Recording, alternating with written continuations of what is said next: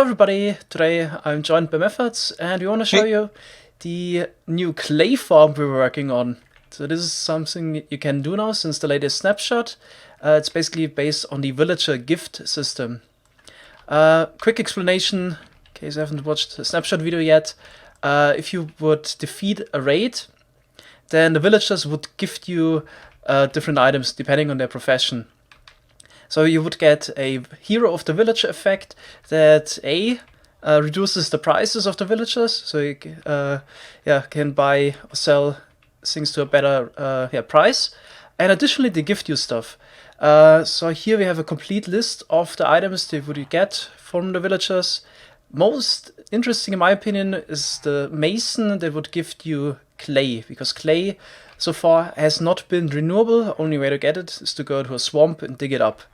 But you can also take a look at the others real quick. For example, the toolsmith would give you stone tools, probably not that interesting. Librarian of the book, Fletcher with the arrows, also all the tipped arrow types, fisherman fish, the butcher, various food items could also be interesting. Cleric might also be interesting to get lapis renewably.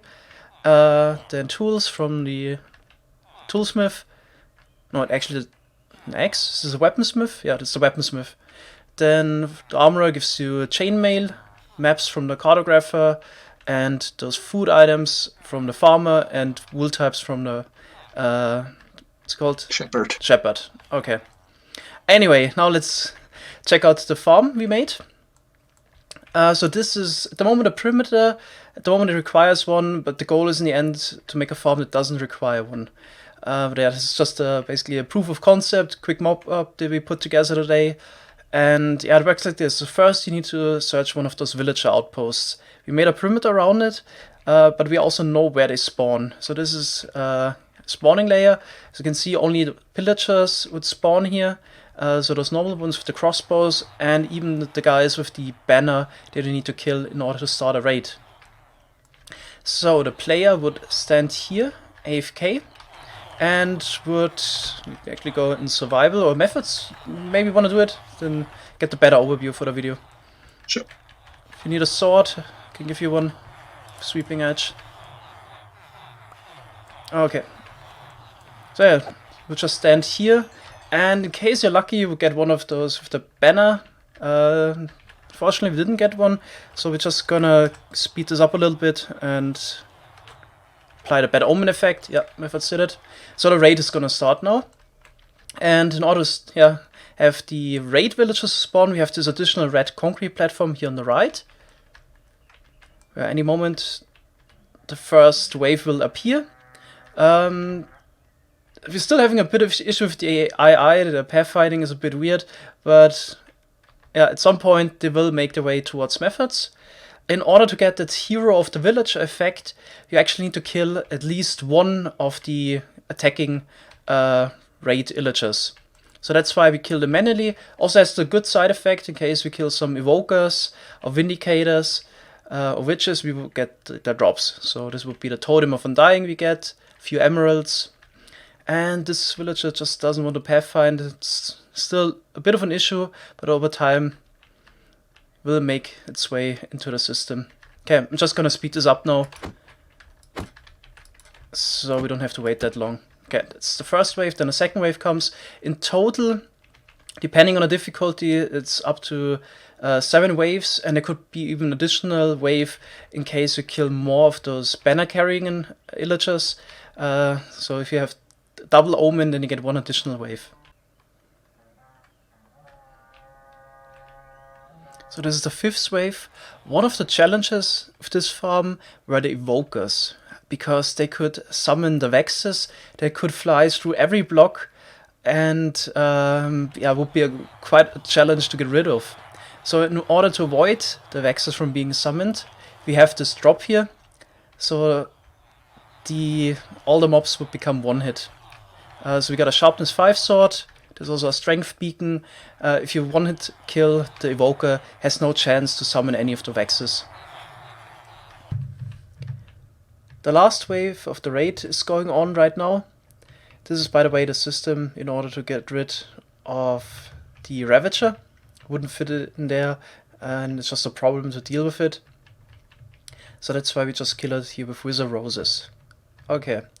Also, one of the points where I want to make the farm more efficient are the actual raids, because they decrease the efficiency of the farm by causing the villagers to panic. What I can see here is not rainfall, this is actually sweat particles of the villagers. So they're panicking while the raid is going on, and would also give you fewer subs. In total we got 100 stonemasons in there, which is possible because we use the vines. So no anti-crabbing, of course. So they won't give you as many presents as if there's no raid going on. So any moment the raid is over, let's actually do this.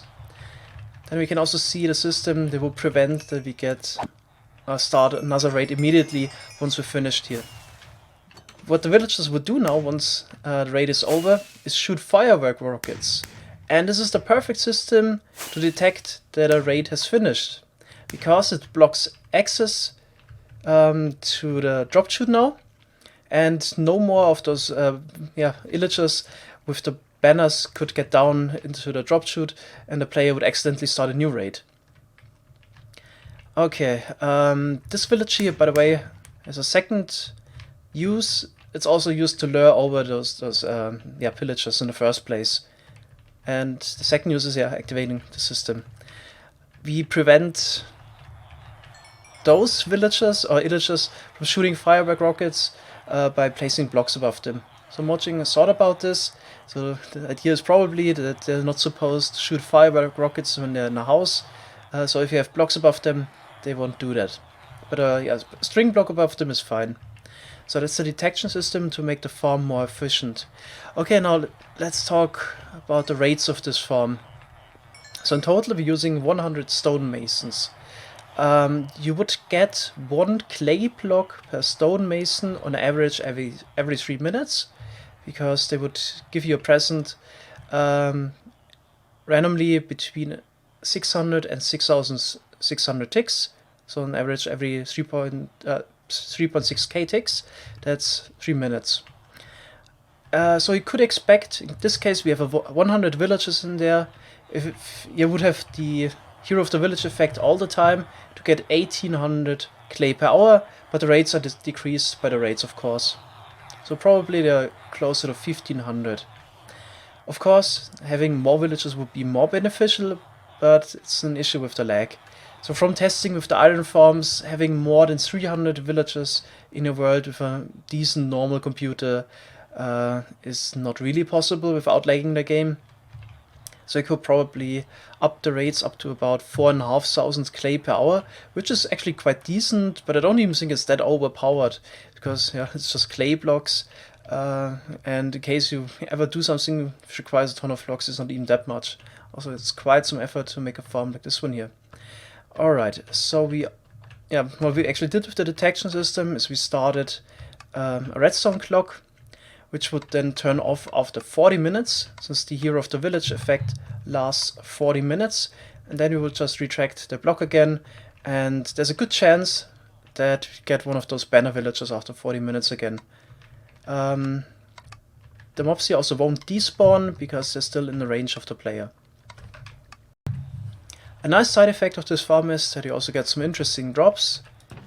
For example, some emeralds, and if you play on a higher difficulty, then you can also get a chance to get some of the totems of Undying from the Evoker.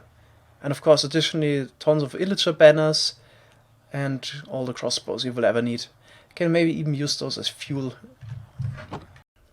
Alright, that's it for the first fully renewable automatic clay farm. We had a lot of fun designing this. I actually also think the mechanic to get clay blocks this way is really interesting. And in general, I really like the last update from Mojang. So the whole raid system before I thought was not really interesting, because what would be the reward of doing one? But now with the gifts, it actually makes sense in my opinion. It's also the first time I was actually messing with the raids a bit more. Alright, as always, you can find a world download in the video description. Thanks a lot for Methods for designing it. We plan, of course, to make a more clean version, maybe also one we could AFK above the farm. We don't need to make a perimeter, but probably yeah, once 1.14 is fully released, because snapshots, a lot of things can still change. Alright, that's it. Thanks a lot for watching. See you on the next one. Bye bye. Bye bye.